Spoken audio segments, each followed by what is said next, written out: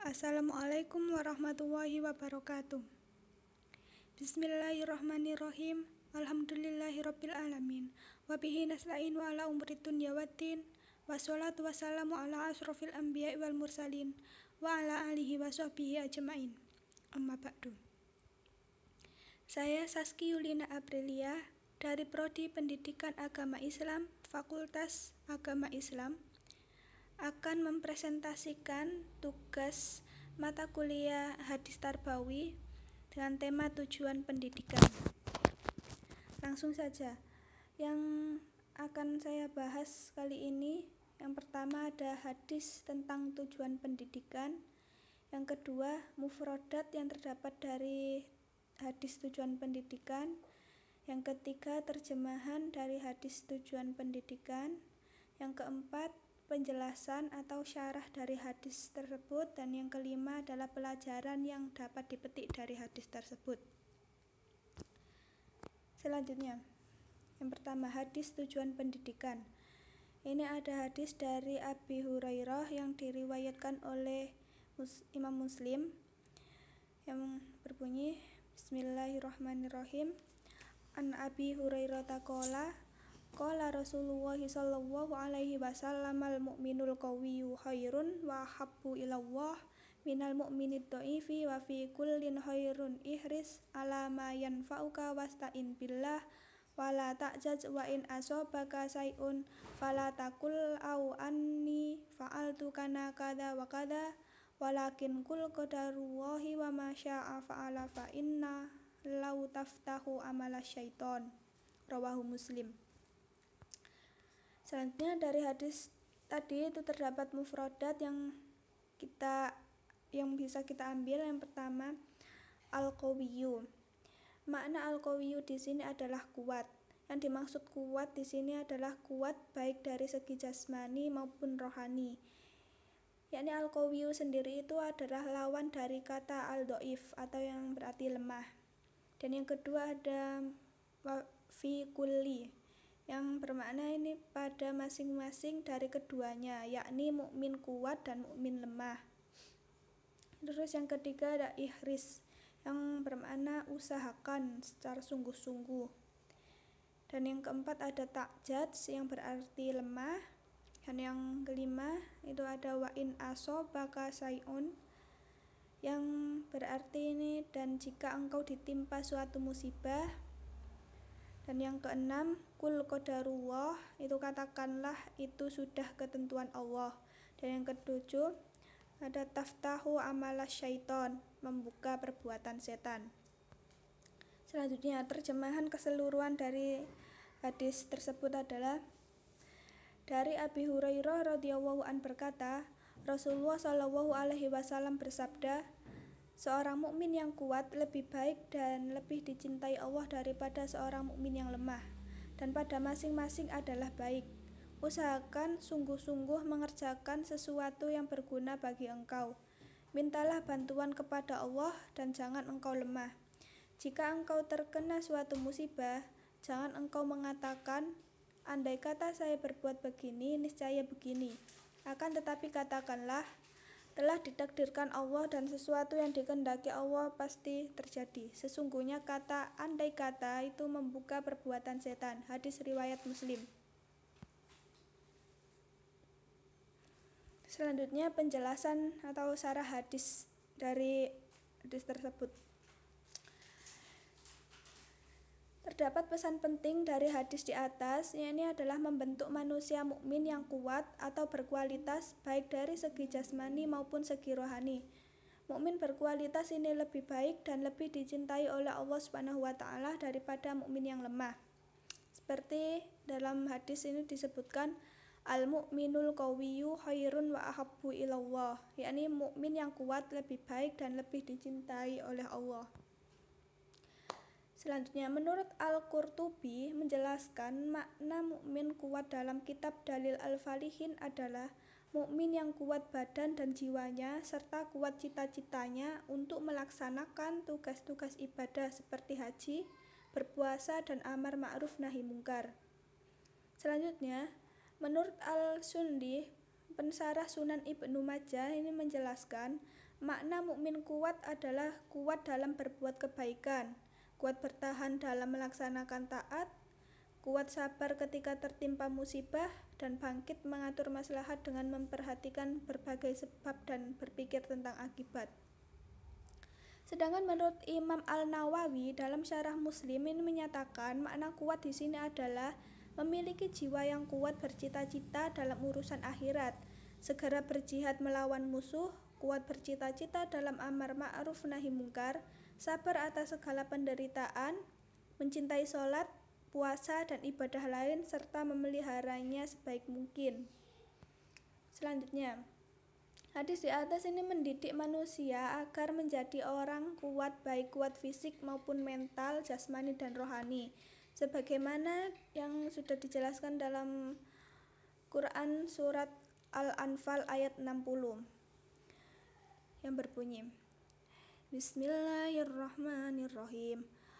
Wa'iddu lahum mastata'tum min quwwatin wa min ribatil khayli tuhribuna bi aduwallahi wa aduwakum, yang artinya, dan siapkanlah untuk menghadapi mereka kekuatan apa saja yang kamu sanggupi dan dari kuda-kuda yang ditambat untuk berperang, yang dengan persiapan itu kamu menggentarkan musuh Allah, musuhmu dan orang-orang. Bahkan secara khusus Al-Quran mengingatkan mendidik anak keturunan masa depan yang kuat dan berkualitas sebagaimana firman Allah dalam Quran surat An-Nisa ayat 9. A'udzu billahi minasyaitonir rajim. Bismillahirrahmanirrahim. Wal yakhshal ladina law taraku min khalfihim dzurriyyatan di'afan khafu 'alaihim falyattaqullaha wal yaqulu qawlan sadida, yang artinya, dan hendaklah takut kepada Allah orang-orang yang seandainya meninggalkan di belakang mereka anak-anak yang lemah, yang mereka khawatir terhadap kesejahteraan mereka. Oleh sebab itu hendaklah mereka bertakwa kepada Allah dan hendaklah mereka mengucapkan perkataan yang benar. Jadi tujuan pendidikan Islam yaitu membentuk kepribadian anak didik yang kuat jasmani, rohani, dan nafsaniyah, yaitu jiwa, yakni kepribadian muslim yang dewasa, sesuai dengan pengertian pendidikan agama Islam itu sendiri, yaitu bimbingan atau pertolongan secara sadar yang dilakukan oleh si pendidik terhadap perkembangan jasmani dan rohani si terdidik ke arah kedewasaan menuju terbentuknya kepribadian muslim. Seperti yang dijelaskan wafi kulli khairun, dan pada masing-masing adalah baik. Maksudnya, masing-masing dari mukmin qawi dan mukmin dhaif, maksudnya mukmin kuat dan mukmin lemah itu adalah baik, karena keduanya masih mempunyai iman walau kadar imannya itu berbeda, dan kadar ibadah mukmin dhaif juga berkurang. Kemudian Nabi menjelaskan kiat-kiat untuk menjadi mukmin kuat. Ini sebagai berikut, yaitu ihris ala mayan fauka wasta'in billahi wala ta'jaz. Usahakan sungguh-sungguh mengerjakan sesuatu yang berguna bagi engkau, mintalah bantuan kepada Allah dan jangan engkau lemah. Jadi dalam setiap melakukan sesuatu, kita dituntut untuk selalu mengerjakannya secara sungguh-sungguh dan selalu meminta pertolongan kepada Allah. Jadi maknanya ini mukmin kuat hendaknya menggabungkan antara usaha dan tawakal, usaha lahir dan batin, berusaha melakukan yang bermanfaat disertai dengan berdoa, memohon pertolongan kepada Allah agar dapat melaksanakannya dengan baik, kemudian diserahkan kepada Allah. Seperti yang dijelaskan menurut Al-Nawawi pada hadis ini, usahakan sungguh-sungguh dalam melaksanakan dan mencintai taat kepada Allah dan pertolongan kepada Allah untuk dapat melaksanakannya. Janganlah engkau lemah dalam melaksanakan taat dan malas minta pertolongan untuk dapat melaksanakannya. Usahakan dengan sungguh-sungguh untuk mendapatkan sesuatu yang bermanfaat, baik dalam urusan agama maupun urusan dunia yang dapat menolong kamu dalam memelihara agama, keluarga, dan akhlak yang baik. Minta tolonglah kepadanya, kemudian serahkan kepadanya. Jangan hanya percaya kepada usahamu, Barang siapa yang ditolong Allah, pasti ia tertolong. Jangan engkau lemah untuk melakukan semua itu. Jadi dari penjelasan di atas itu dapat disimpulkan orang mukmin kuat adalah yang menggabungkan antara usaha dan berdoa, antara percaya diri dan percaya kepada Allah, antara usaha lahir dan batin. Berbeda dengan mukmin yang lemah, bermalas-malasan, tidak ada usaha dan tidak mau bekerja dan tidak minta pertolongan kepada Allah, atau hanya sepihak saja bekerja keras tanpa ada pegangan kepada takdir Allah, atau hanya menunggu takdir Allah tanpa ada usaha yang sungguh-sungguh. Seperti yang disabdakan Nabi untuk orang mukmin kuat sebagai berikut, yaitu wa in asobaka sayun fala taqul lau anni fa'altu kana kada wa kada. Artinya, jika engkau terkena sesuatu musibah, jangan engkau mengatakan andaikan saya berbuat begini, niscaya begini. Karena hal itu merupakan sabda Nabi untuk menjadi mukmin yang kuat. Jika kamu tertimpa suatu musibah atau suatu bencana, jangan kamu katakan andai kata saya belajar saya lulus, andai kata saya rajin saya sukses, andai kata saya tidak keluar saya selamat, atau andai kata yang lain. Karena itu semua ungkapan orang lemah, bukan ungkapan orang kuat. Maksud kata andai kata di sini adalah menyesali perbuatan orang yang telah Maksud kata andai kata di sini adalah menyesali perbuatan yang telah lewat untuk menghindar atau menolak takdir.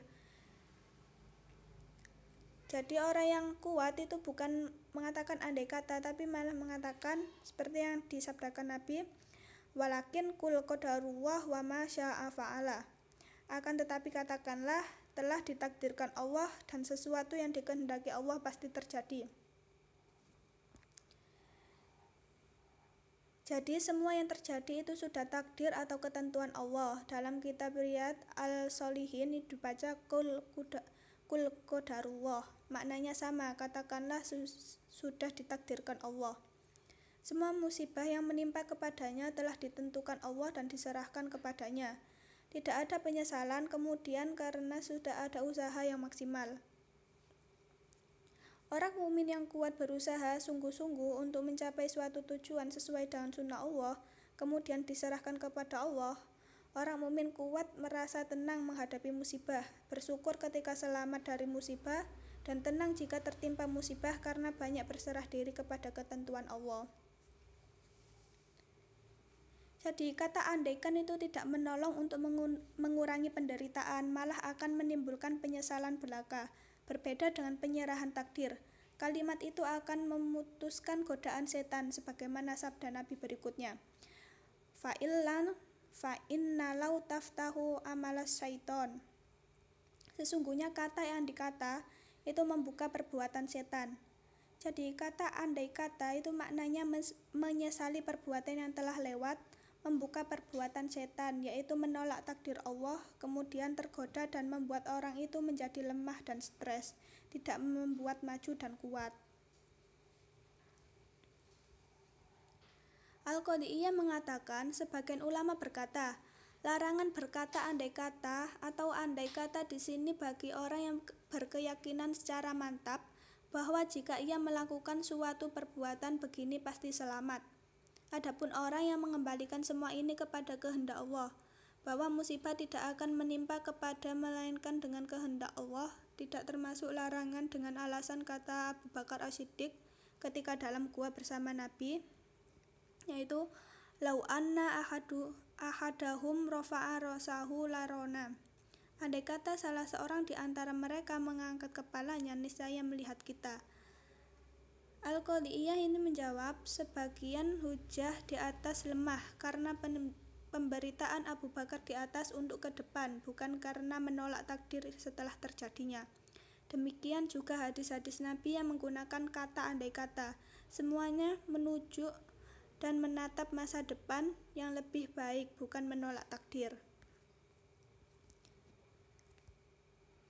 Jadi orang mukmin yang kuat mengetahui kegagalan itu takdir Allah dan ia tidak putus atas rahmatnya. Disitulah timbul jiwa optimis untuk melanjutkan perjuangan untuk meraih tujuan dan cita-citanya dengan semangat baru yang bersandar pada rahmatnya. Hadis di atas ini mendidik kepada kita agar supaya tidak lemah semangat dalam perjuangan hidup, selalu melakukan perbaikan-perbaikan sesuai dengan sunnatullah yang berlaku pada makhluknya, sehingga mencapai tujuan pendidikan, yakni kepribadian muslim yang kuat lahir dan batin, jasmani dan rohani. Jadi, pelajaran yang dapat dipetik dari hadis di sini adalah: 1. Tujuan pendidikan adalah membentuk manusia mukmin yang berkualitas baik jasmani maupun rohani. 2. Mukmin berkualitas imannya menggabungkan usaha lahir dan batin, berusaha keras dan memohon pertolongan kepada Allah. Dan yang ketiga, mukmin berkualitas adalah seseorang yang mampu bermujahadah atau mengendalikan hawa nafsu untuk taat dan berbuat manfaat baik untuk dirinya maupun untuk orang lain. Dan yang keempat, mukmin berkualitas ketika tertimpa suatu musibah berusaha antara mengobati dan berserah diri kepada takdir Tuhan tanpa penyesalan.